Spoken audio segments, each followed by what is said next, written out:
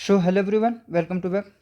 आज के सेशन उन स्टूडेंट के लिए इम्पोर्टेंट है जो वनडे एग्ज़ाम की तैयारी कर रहे हैं, चाहे एसएससी सीजीएल हो गया है, जीडी हो गया है या रेलवे ग्रुप डी हो गया है।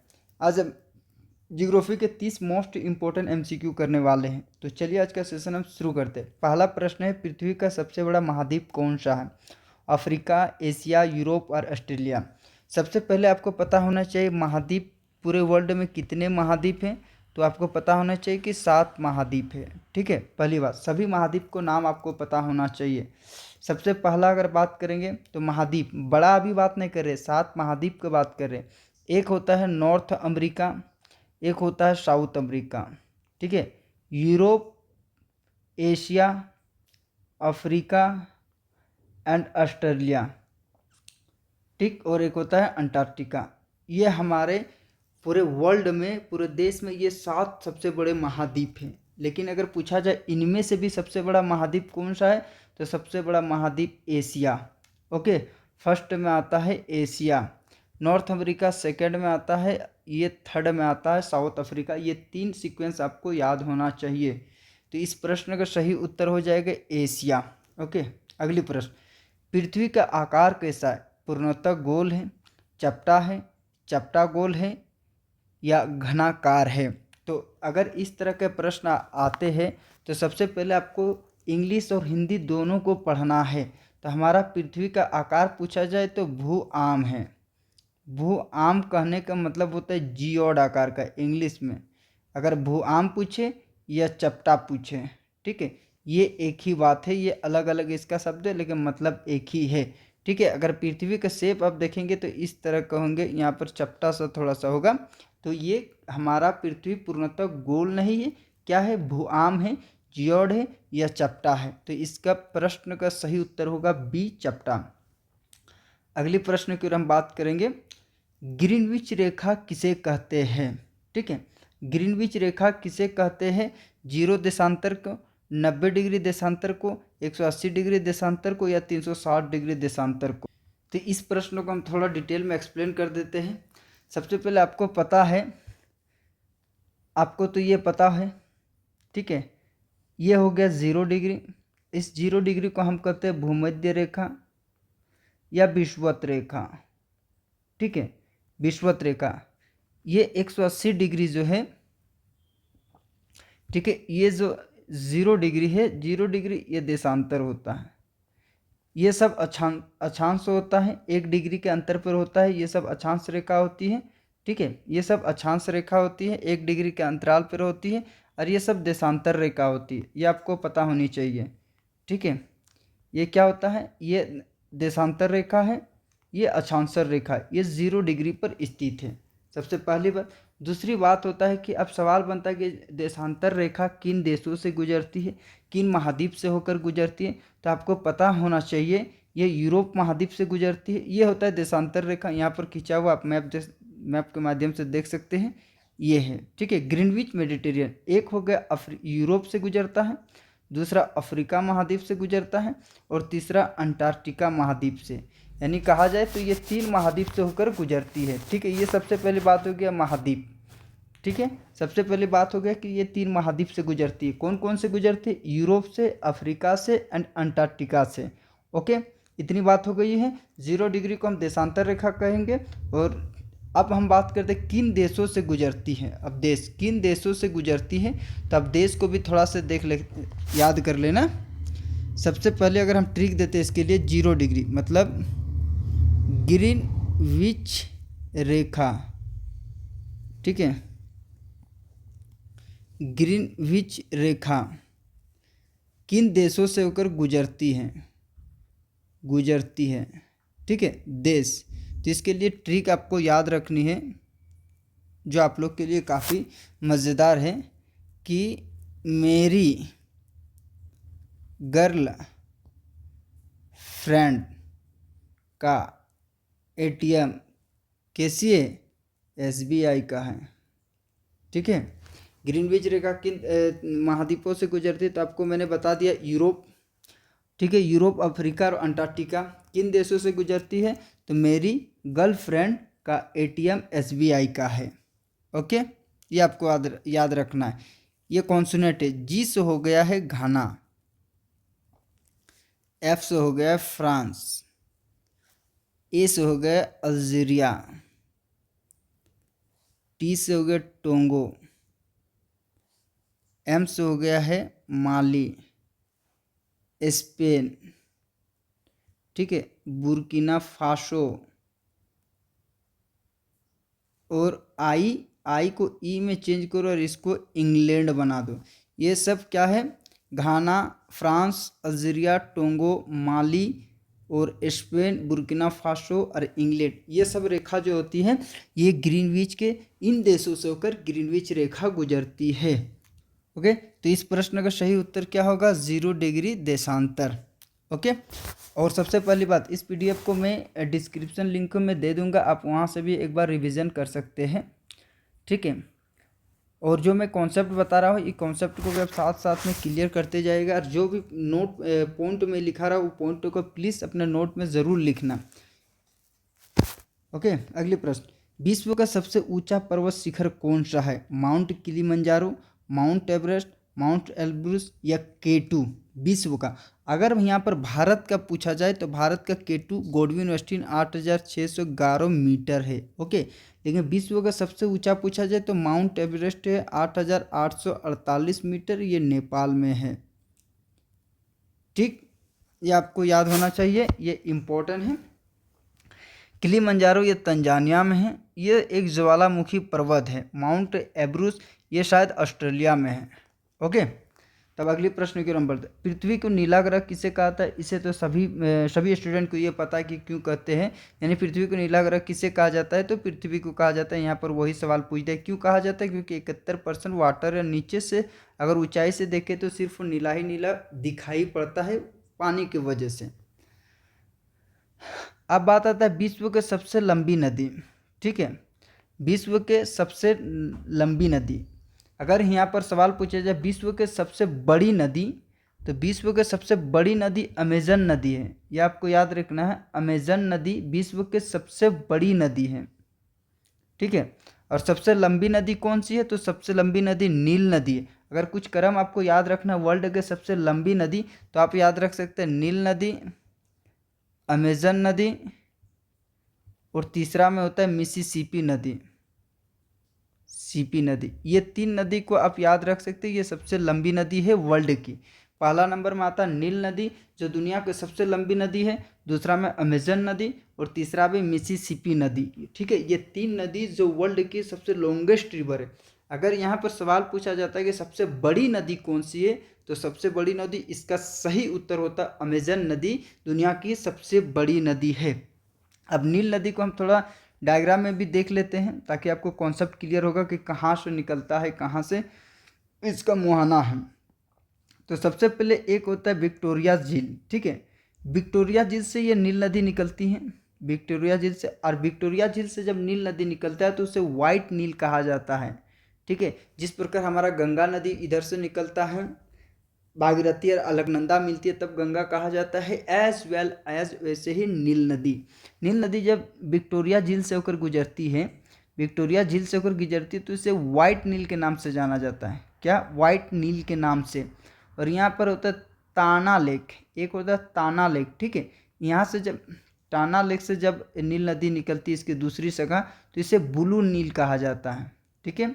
वाइट नील कहाँ से कहा जाता है? तो विक्टोरिया झील से जब निकलती है तो उसे वाइट नील के नाम से जानी जाती है, और ताना झील से जब निकलती है तो उसे ब्लू नील के नाम से जाना जाता है। और ये दोनों खार्दूम में मिलती है। खार्दूम कहाँ है? तो सूडान में।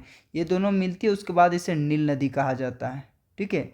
इसके बाद इसे नील नदी कहा जाता है, और इसके बाद इसका मुहाना है, इसको भूमध्य सागर में जाकर अपने जल मिला देती है, ये डेल्टा भी बनाती है। और इसके अगर पूछा जाए, इस सबसे इम्पोर्टेंट एक सवाल होता है कि इसके मुहाने में कौन सा शहर स्थित है, तो आपको याद रखना है अलेक्जेंड्रिया। Okay, Alexandria. और एक बार हम डायग्राम के माध्यम से समझ लेते। और सबसे पहले यहाँ पर होता है विक्टोरिया झील, ठीक है। क्या है? विक्टोरिया झील। यहाँ से जब नील नदी निकलती है तो उसे किस नाम से जाना जाता है? वाइट नील के नाम से। यहाँ से निकलती है टाना झील। यहाँ से जब निकलती है नदी तो इसे किस नाम से? ब्लू नील के नाम से। और ये दोनों कहाँ मिल जाती है, तो सूडान में मिलती है। उसके बाद इसे नील नदी कहा जाता है और इसका मुहाना भूमध्य सागर। ओके, और यहाँ पर एक शहर है अलेक्जेंड्रिया, इसको भी आपको याद रखना है। ठीक, आशा करता हूँ कि ये जो डायग्राम के माध्यम से मैंने बताया वो आपको समझने के लिए काफ़ी हेल्पफुल रहा है और काफ़ी बेस्ट भी है। ये आप डायग्राम भी मिल जाएगा आपको पीडीएफ के साथ, इससे भी आप देख सकते हैं। अगली प्रश्न,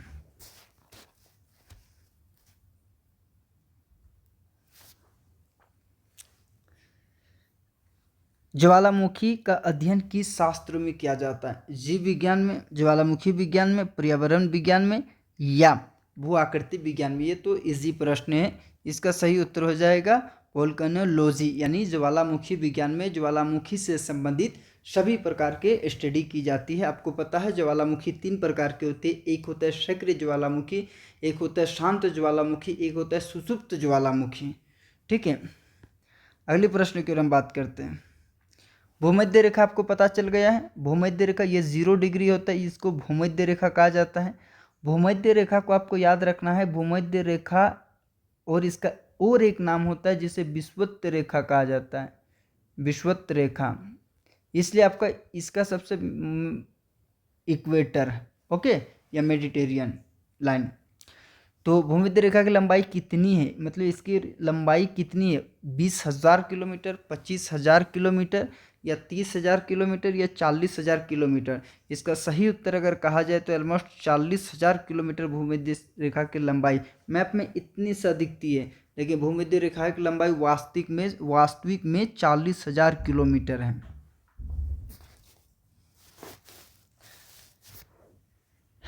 किस महाद्वीप को डार्क कॉन्टिनेंट कहा जाता है? यूरोप, अफ्रीका, ऑस्ट्रेलिया या अंटार्कटिका को? इसका सही उत्तर हो जाता है अफ्रीका। अब सवाल आता है सर इसे वाई क्यों कहा जाता था डार्क कॉन्टिनेंट? तो आपको एक कॉन्सेप्ट याद रखना है, जब महाद्वीपों यानी जब देशों का खोज हो रहे थे तो सबसे लास्ट में अफ्रीका की खोज की गई थी, सबसे लास्ट में। और ये अगर कहा जाए तो सिंपल वे में कहा जाए तो ये सब बैकवर्ड है। जो हमारा खोजी राही थे, राही करने का मतलब जो देश को घूमने वाला, जैसे हमारा देश वास्को डी गामा आया था, उसी तरह डार्क कॉन्टिनेंट सिर्फ आपको इतना याद रखना कि इसकी खोज सबसे लास्ट में हुई थी, ये अति पिछड़ा था। ठीक है, इसके जाने के लिए इस मार्ग में, अफ्रीका मार्ग को खोजने में काफ़ी समय लगा क्योंकि मार्ग नहीं मिल रहा था। तो आपको डार्क कॉन्टिनेंट इसलिए कहते हैं क्योंकि लास्ट में इसकी खोज हुई थी। अगली प्रश्न, पृथ्वी के सबसे ऊपरी परत को क्या कहलाती है? सबसे पहले आपको पता होना चाहिए पृथ्वी के 3 लेयर होती हैं।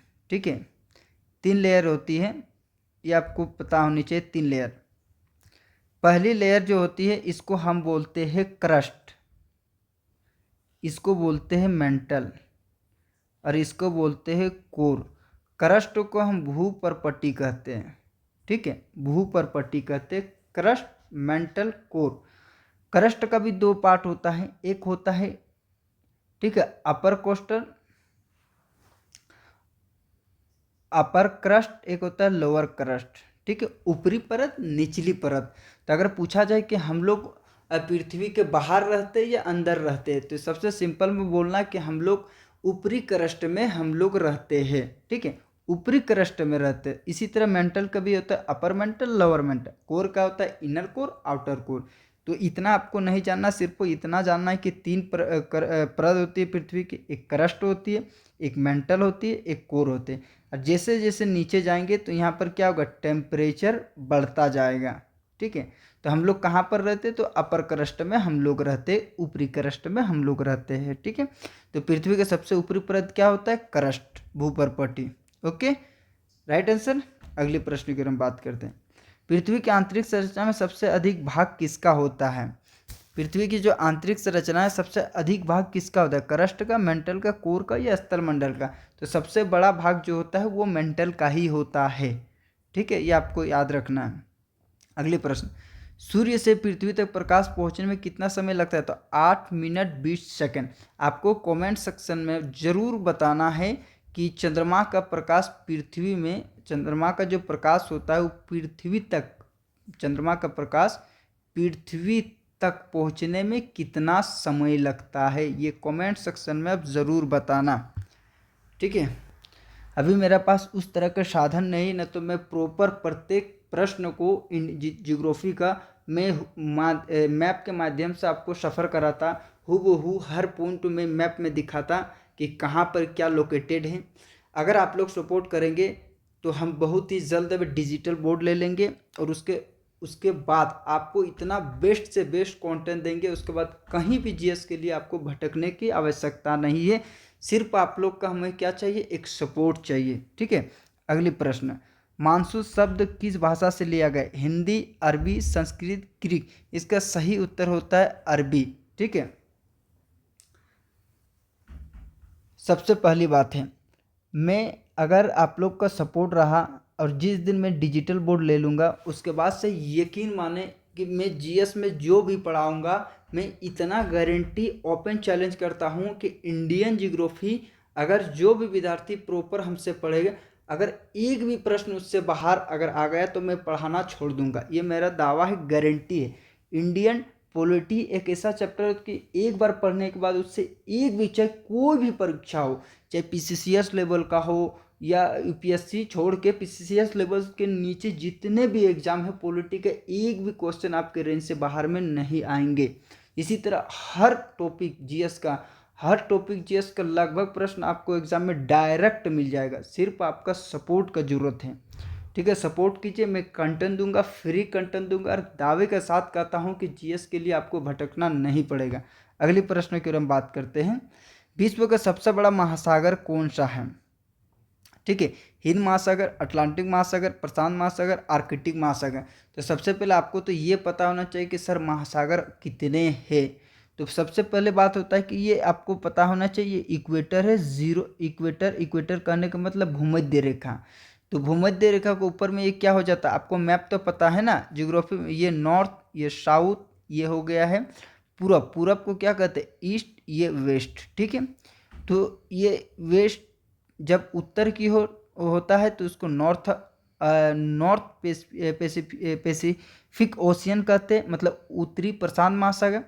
साउथ की ओर है तो साउथ पैसिफिक ओशियन कहते हैं, यानी दक्षिणी प्रशांत महासागर, मतलब प्रशांत महासागर। ठीक, उसी तरह अगर यहाँ पर देखा जाए, नॉर्थ अटलांटिक महासागर, साउथ अटलांटिक महासागर। ठीक है, इंडियन ओशियन। ठीक है, तो ये जो 5 बड़े महाद्वीप है, 5 बड़े महाद्वीप, इनमें से सबसे बड़ा अगर पूछा जाए आपसे कि सबसे बड़ा कौन सा महाद्वीप है, तो इसका सही उत्तर क्या होना चाहिए? इसका सही उत्तर होगा प्रशांत महासागर। ठीक है, इसका सही उत्तर हो जाएगा प्रशांत महासागर। इसका सही उत्तर क्या होगा? प्रशांत महासागर।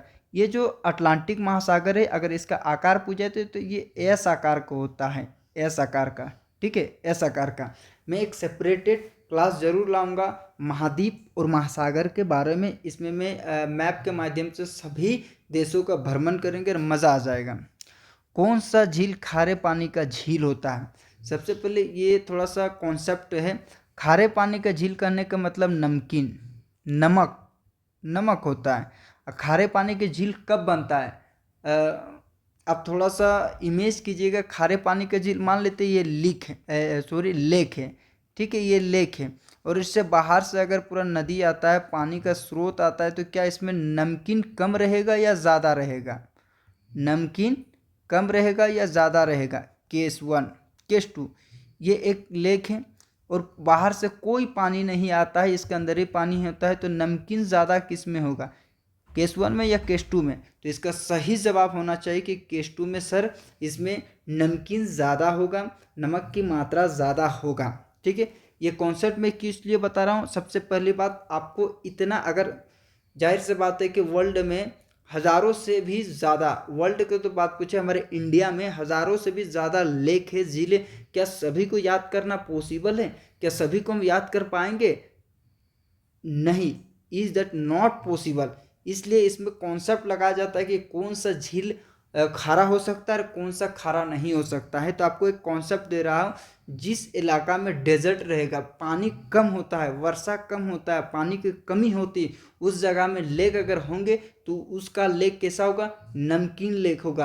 अगर उदाहरण के तौर पर देखा जाए तो राजस्थान की झीलें कैसी होती है, राजस्थान के अधिकतर झीलें जो होता है वो खारा होता है, नमकीन होता है। ओके, ये कॉन्सेप्ट आपका समझ में आ गया। प्रश्न देखते हैं। विक्टोरिया झील, बेकाल झील, कैस्पियन सागर, टिटिका झील। ठीक है, तो विक्टोरिया झील को तो मैंने मैप के माध्यम से आपको दिखा दिया है कहाँ से कौन नदी निकलती है। ठीक है, बेकाल झील, कैस्पियन सागर, टिटिका झील, समय मिलेगा उस तरह का अगर साधन आ जाएगा तो मैं ज़रूर इन सभी सागर, सभी झीलों को आपको रूबरू दिखाऊं, आपको एक एक पॉइंट जाकर बताऊं कि कहाँ है, कौन सा जगह में लोकेटेड है, कौन सा नदी यहाँ से निकलती है, ये ज़रूर मैं बताऊंगा। तो इस प्रश्न का फिलहाल इस प्रश्न का सही उत्तर होगा कैस्पियन सागर। पृथ्वी के धुरी कितनी डिग्री झुकी हुई है, मतलब पृथ्वी अपने अक्ष में कितनी डिग्री झुकी हुई है, कितनी डिग्री झुकी हुई है, तो पृथ्वी अपने अक्ष में कितनी डिग्री झुकी हुई है, तो आप सभी को पता है कि 23.5 डिग्री पृथ्वी अपने अक्ष पर झुकी हुई है। अगली प्रश्न, कौन सा देश उगते हुए सूर्य का देश कहलाता है, उगते हुए सूर्य का देश कहलाता है, तो इसका सही उत्तर हो जाएगा जापान। अगली प्रश्न, वर्षा वनों को किस नाम से जाना जाता है, वर्षा वन। यहाँ भी कॉन्सेप्ट लगा जा सकता है, वर्षा मतलब रेन, और जहाँ पर अधिक रेन होगा तो जाहिर से बात है पेड़ अधिक होंगे, पेड़ होंगे, मजबूत भी होंगे, ठीक है, झाड़ियाँ भी होंगे, झाड़ियाँ होंगे, और ये कैसा होगा, पानी अधिक मिलेगा तो ये हरा भरा होगा, कैसा होगा, ये हरा भरा होगा। तो कैसा दिखता है, एवरग्रीन फॉरेस्ट, एवरग्रीन का मतलब समझ रहे हैं ना, ऑलवेज, हमेशा, ये क्या होगा, हरा भरा रहेगा। इस कॉन्सेप्ट के भी उत्तर हो सकते। पृथ्वी पर दिन और रात होने का कारण क्या है, पृथ्वी के सूर्य की परिक्रमा करना, पृथ्वी के अपने धुरी पर घूमना, या पृथ्वी और चंद्रमा का आकर्षण, या सूर्य का घूमना। तो इसका सही उत्तर है पृथ्वी अपने धुरी पर घूमता है तो दिन और रात होती है, 24 घंटा में अपने एक चक्कर पूरा कर लेती है। तो इधर जो होता है, इधर दिन होगा, इधर रात होगा, अगर इधर रात होगी तो इधर दिन होगा। ठीक है, अगर इसको नहीं समझ में आया तो थोड़ा और बढ़िया से क्लियर। ठीक है, ये हमारा मान लेते पृथ्वी है, ये 23.5 डिग्री अक्ष क्या हुआ, झुकी हुई।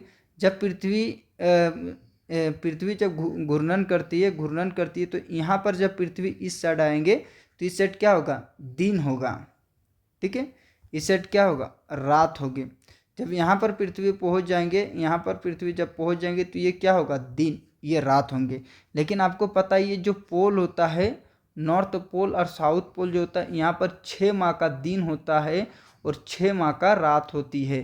ठीक है, इस कॉन्सेप्ट को हम पृथ्वी की गति, एक चैप्टर है इंडियन जियोग्राफी का, पृथ्वी का गति, मोशन ऑफ अर्थ, ठीक है, चैप्टर नंबर 3, इसमें जब हम जाएंगे तब इसमें पूरा कॉन्सेप्ट होता है कि पृथ्वी अपने अक्ष में कितने डिग्री घूमती है, पृथ्वी पर दिन रात का क्या क्या प्रभाव होती है, पोल पर 6 महीना रात 6 महीना दिन क्यों होती है। इस सारा कॉन्सेप्ट हम वहाँ पर डिस्कस करेंगे पृथ्वी की गतियाँ नामक चैप्टर पे।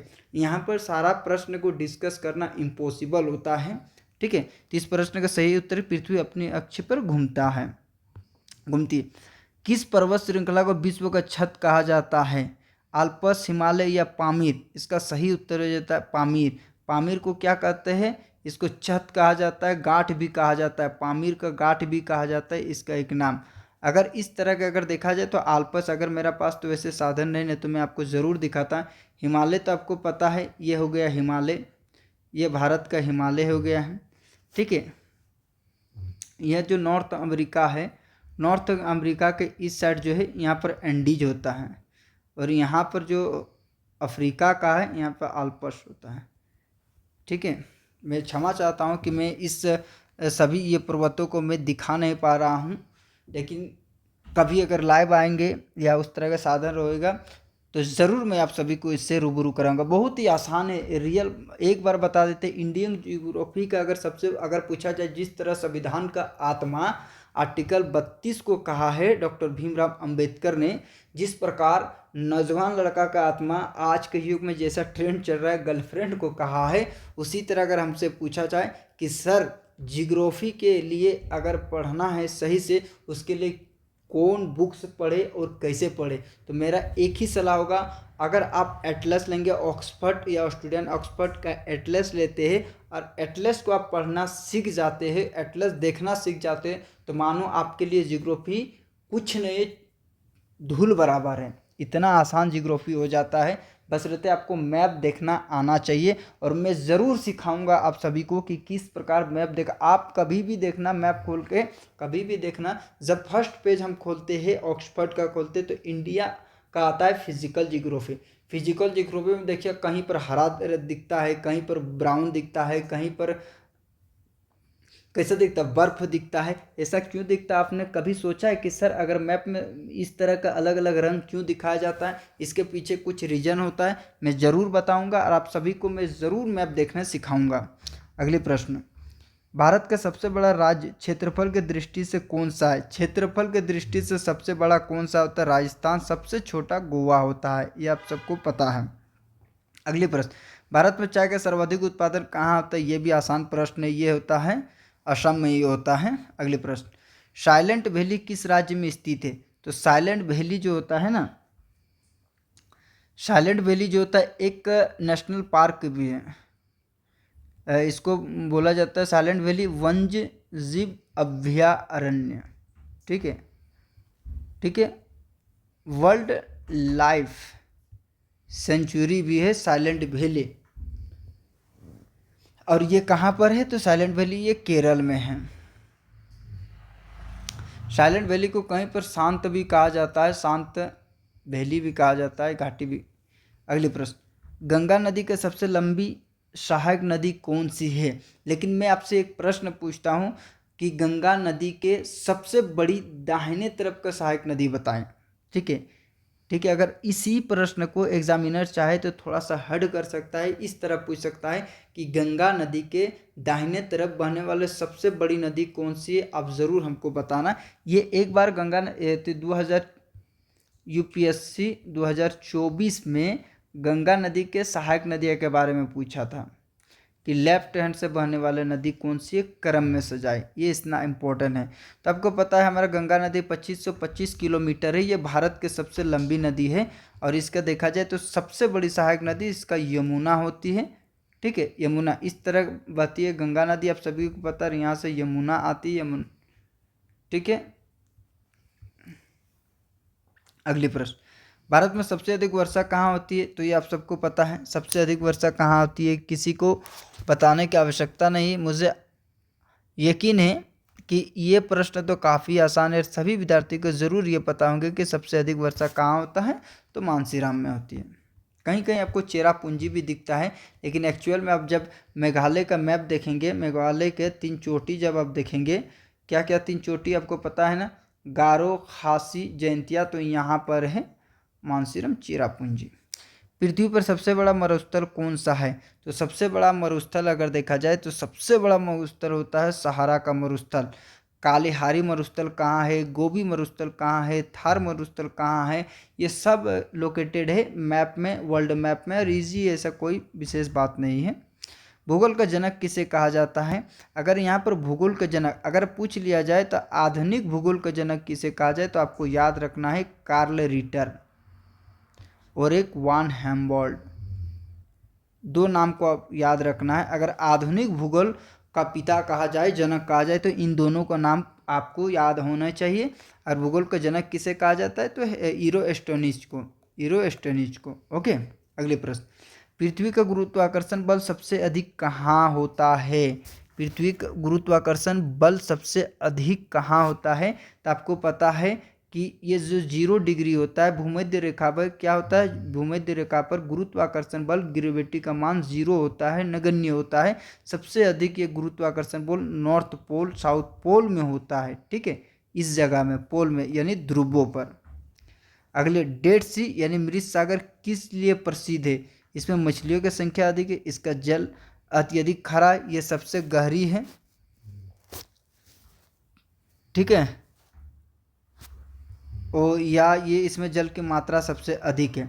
सबसे पहले डेड सी कहाँ लोकेटेड है, ये पॉसिबल हुआ, मैं आपको दिखा दी, ये है डेड सी, डेड सी के कहने का मतलब होता है मृत सागर, मृत सागर। और ये इज़राइल और जॉर्डन के बीच में है, ठीक है, इज़राइल और जॉर्डन के बीच में है। कहाँ पर है? इज़राइल और जॉर्डन के बीच में है मृत सागर, ठीक है। और ये किस लिए प्रसिद्ध है? तो इसमें जल की मात्रा सबसे अधिक है, इसलिए ये फेमस है। विश्व का सबसे बड़ा द्वीप कौन सा है? सबसे बड़ा द्वीप कौन सा है? Greenland, Madagascar, Sri Lanka, Sumatra. तो सबसे बड़ा होता है ग्रीनलैंड, ठीक है, सबसे बड़ा होता है ग्रीनलैंड। आपको ग्रीनलैंड लोकेशन आपको दिखा देता हूँ, ग्रीनलैंड, ठीक है, यहाँ पर है ग्रीनलैंड। ग्रीनलैंड यहाँ पर लोकेटेड है, ग्रीनलैंड नॉर्थ अमेरिका के बगल में है ग्रीनलैंड, ठीक है। तो आशा करता हूँ कि आप सभी को ये वीडियो जो जानकारी थी अच्छा लगा होंगे। अगर आप सभी को पसंद आता है तो प्लीज़ सपोर्ट करें। मैं आपको जियोग्राफी का नस नस में उतार दूंगा। जियोग्राफी सच में बहुत ही आसान है, सिर्फ आपको मैप देखना आना चाहिए। जिस प्रकार अगर कोई व्यक्ति गाड़ी नहीं चला पाते तो उसको कितना कठिन लगता है, लेकिन चलाने के बाद कितना आसान हो जाता है, उसी प्रकार जियोग्राफी देखने में बहुत ही कठिन है, लेकिन जब हम इसमें उतर जाएंगे, गहराइयों में डूब जाएंगे, जब मैप देखना उसका मतलब जो क्लेज ब्रेक होता है, जैसे गाड़ी चलाने के लिए हमको क्या आना चाहिए? क्लेज ब्रेक, नंबर लगाना, इस प्रकार शुरुआत में इसको जानकारी होनी चाहिए कि कब हमें कितनी नंबर डालने, कब हमें कितनी एक्सीलेटर लेनी है, कब ब्रेक लगानी।